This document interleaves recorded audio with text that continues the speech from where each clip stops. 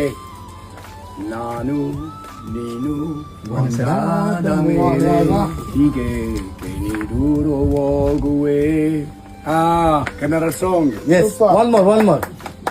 No. I need take one more. ಅಷ್ಟೇ.